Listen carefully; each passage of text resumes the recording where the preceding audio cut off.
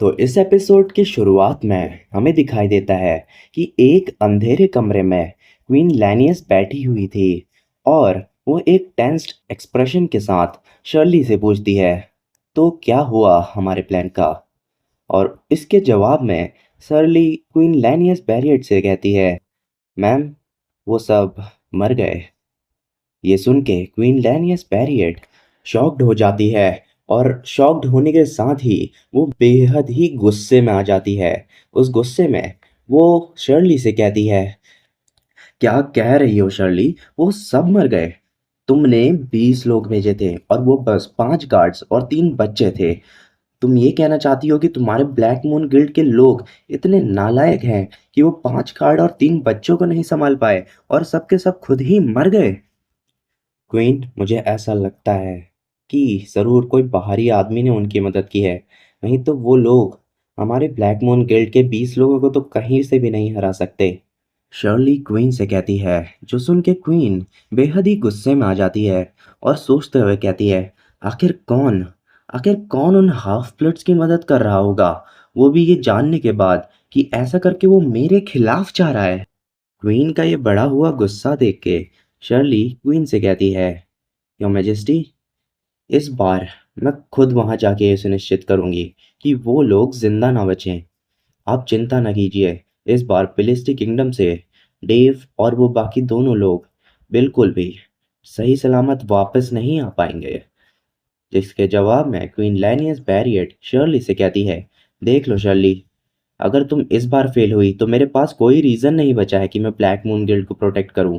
और मैं इस बार ये पक्का कह देती हूँ कि मैं खुद ये सुनिश्चित करूंगी कि ब्लैक मून गिल्ड इस दुनिया से गायब हो जाए अगर तुम फेल हुई। ये सुन के शर्ली हाँ में सिर हिलाती है और वहां से गायब हो जाती है। यहाँ दूसरी तरफ डेव, पेरिस और विनले फिलिस्टी किंगडम पहुंच जाते हैं और विनले वहां पहुंचने के बाद बहुत ही ज़्यादा एक्साइटेड लग रही थी। वो डेव से कहती है, भाई देखो, फिलिस्टी किंगडम आ गया। वो इतना एक्साइटमेंट के साथ कहती है कि वो काफ़ी क्यूट और फनी लग रही थी, जो देख के पेरिस उससे कहता है, यार तुम थोड़ा लेडी लाइक बिहेव नहीं कर सकती क्या? जो सुन के विनले उससे कहती है, तुम अपने काम से काम रखो बेवकूफ़ आदमी। यहाँ जहाँ बैरिस और विनले के बीच भाई बहनों में होने वाली बहस चल रही थी, वहीं डेव मन ही मन सोचता है, चलो, कम से कम हम यहाँ पहुँच ही गए अब। फिलिस्टी kingdom, the kingdom of water. वैसे तो ये एक स्मॉल सिटी है जिसका साइज अर्थ के सिंगापुर जितना ही है, लेकिन ये रुइंस के ऊपर बिल्ड हुई है और यहाँ की एक हिस्ट्री है। और हाँ, ये काफ़ी ब्यूटीफुल कॉन्टिनेंट भी है, इसलिए ये जगह पूरे वर्ल्ड में बहुत ज़्यादा फेमस है। डेव का एक्साइटमेंट से भरा हुआ चेहरा देख के बैरिस उससे पूछता है, भाई ऐसा लगता है तुम यहाँ आके बहुत खुश हो। जिसके जवाब में डेव कहता है, हाँ, ये जगह बहुत अच्छी लग रही है। उसके बाद डेव एक कोलोसम जैसी बिल्डिंग को देखते हुए सोचता है, तो यही वो जगह है जहाँ पे कॉन्टिनेंटल स्वॉर्ड्समैनशिप कंपटीशन होने वाला है।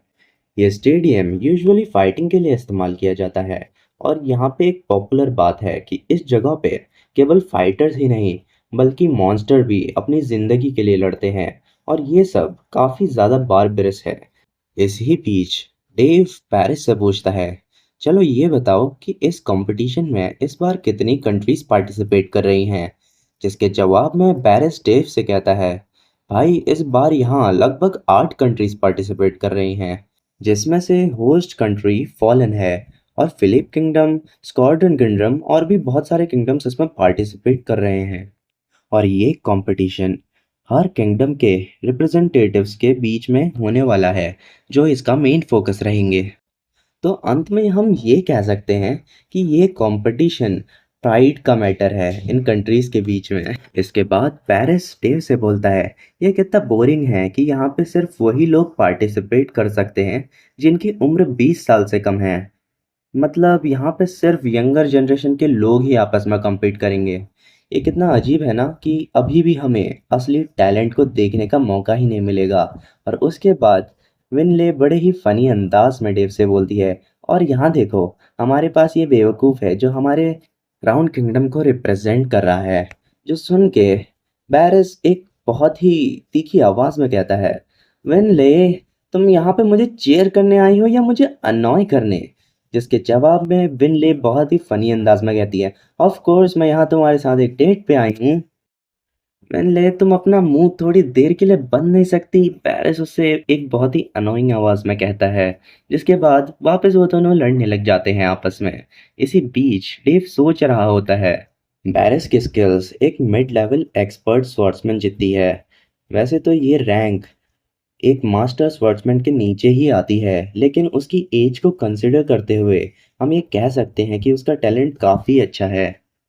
इसी बीच विनले सोचते हुए कहती है, अब जब मैं इसके बारे में सोचती हूँ तो फॉलन किंगडम की रिप्रेजेंटेटिव शायद वो फेमस प्रिंसेस स्वॉर्ड्समैन है, जो प्रिंसेस ऑफ स्वॉर्ड्स के नाम से बहुत ज़्यादा फेमस है। जो सुन के डेव कहता है, प्रिंसेस ऑफ स्वॉर्ड्स वो कौन है?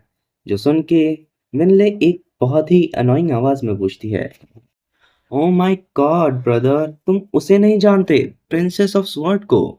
यहाँ तक कि राउंड किंगडम में भी हर एक सिंगल आदमी उसका नाम को जानता है। उसके नाम को कोई भुला भी नहीं सकता, और उसका नाम पूरे के पूरे कॉन्टिनेंट में फेमस है। और एक नॉर्मली तुम अपने दिमाग से उसकी मेमोरीज को हटा भी नहीं सकते। तुम कैसे भूल सकते हो? क्या तुम्हारा ब्रेन थोड़ा खराब हो गया जब से तुम कोमा से वापस आए हो? उसके जवाब में डेव उससे कहता है, शायद वो तब फेमस हुई होगी जब मैं कोमा में गया हूँगा। ये सुन के विनले डेव को एक डिस्क्रिप्शन देने लगती है सबके बारे में। वो कहती है, उस प्रिंसेस का नाम एलेना दी फॉलन है। वो फॉलन किंगडम की एक लौती प्रिंसेस है, जबकि उस किंगडम में टोटल 9 प्रिंस और हैं, और वो क्राउन प्रिंस की फेवरेट पर्सन भी है।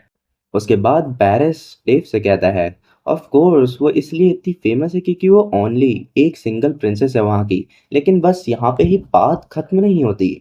बात ये है कि वो एक बहुत ही पावरफुल स्पोर्ट्समैन भी है, और बात सिर्फ यहीं पे खत्म नहीं होती।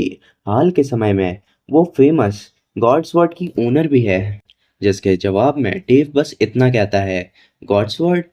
और डेव की बात को एक्सटेंड करते हुए विनली कहती है, हाँ, स्वॉर्ड गॉड की मोस्ट फेवरेट स्वॉर्ड, जिसका नाम है गॉड स्वॉर्ड काल्देरस। ये एक मास्टरपीस है, जिसे हजारों दिन और रात लगा के बनाया गया है, और कहा जाता है कि इसी स्वॉर्ड के द्वारा डीमन लॉर्ड को भी मारा गया था। विनले ये सब कह रही थी, लेकिन गॉड स्वॉर्ड का नाम सुनते ही डेव अपने ही ख्यालों में खो चुका था। वो सोचता है, गॉड स्वॉर्ड काल्देरस, कितना लंबा समय हो गया नहीं जब से मैंने ये नाम सुना है। जबकि ये एक फैक्ट है कि मेरा फर्स्ट टीचर जो था गॉड स्वॉर्ड हारिस ही था, और वो इस स्वॉर्ड का नाम बार बार लेते रहता था। वैसे तो वो काफ़ी लेजी था, पर उसकी स्वॉर्ड स्किल्स एकदम गॉड लेवल पे थी।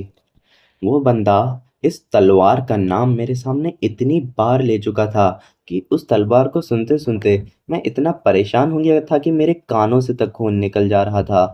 और वो ये भी कहता था कि मैंने इसी स्वॉर्ड की मदद से डीमन लॉर्ड को बड़े ही आसानी से मार दिया था। उसके बाद पेरिस डेव से एक बहुत ही फनी और लस्टफुल आवाज़ के साथ कहता है, भाई, बस यही बात नहीं है कि वो इतनी फेमस है, सबसे ज़रूरी बात तो ये है कि वो लड़की इस समय कॉन्टिनेंट्स की टॉप ब्यूटीज में आती हैं। उसके जैसी सुंदर लड़कियां कम ही देखने को मिलती हैं पूरे कॉन्टिनेंट में। जो सुन के डेव पेरिस से कहता है, हाँ, ये तो एक नोटेबल पॉइंट है, इस बात पे तो उसे फेमस होना ही चाहिए। डेव ये सब पेरिस से कह रहा था, तभी विनले बगल से इन दोनों की बातें सुन के बेहद ही अनॉय हो जाती है और कहती है, ये लड़के सब एक जैसे ही होते हैं, कभी नहीं सुधरेंगे। इन बातों के बाद डेव पेरिस और विनले एक रेस्टोरेंट में जाके बैठ जाते हैं और अपनी आगे की बातें वहाँ पे कंटिन्यू करते हैं, जहाँ वो लोग बात कर रहे थे कि फॉलन किंगडम की प्रिंसेस एलेना को गॉड स्वॉर्ड ने खुद ही चुना था, क्योंकि वो स्वॉर्ड हर कोई इस्तेमाल नहीं कर सकता। गॉड स्वॉर्ड को इस्तेमाल करने के लिए गॉड स्वॉर्ड की खुद की परमिशन लगती है, क्योंकि उस स्वॉर्ड में खुद की कॉन्शियसनेस है, जो उस ब्लैक स्मिथ की है जिसने उसे बनाया था। तो अगले सीन में हमें दिखाई देता है कि एमी डेव को तैयार कर रही थी इनॉग्रेशन पार्टी के लिए, जहाँ पे वो डेव को एक ब्लैक कलर का सूट पहनाती है, जिसमें एक रिबन वाली टाई होती है। जो देख के डेव एमी से कहता है, एमी, कुछ थोड़ा सिंपल नहीं हो सकता है? ये काफ़ी अजीब लग रहा है, बहुत ज़्यादा ही फ्लैशी काइंड ऑफ कॉस्ट्यूम लग रहा है ये, मुझे इतना सजना धजना पसंद नहीं है। जो सुन के एमी पपी आइज बनाते हुए कहती है, सर ये सब बहुत कम है, मैंने पहले ही आपको काफ़ी सिंपल ड्रेस किया है। ये आपका पहला बैंक्वेट है तो आपको इतना तो कम से कम पहनना ही चाहिए। जो सुन के डेव काफ़ी ऑकवर्ड फील करता है लेकिन वो एमी से आगे कुछ नहीं कहता।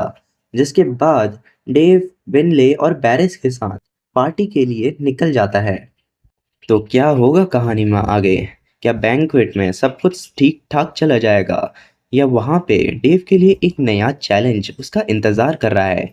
जानने के लिए सब्सक्राइब कीजिए हमारे चैनल को और आगे के एपिसोड्स की प्लेलिस्ट आपको डिस्क्रिप्शन और कमेंट सेक्शन में पिन की हुई मिल जाएगी, तो उसे चेकआउट करना ना भूलिए।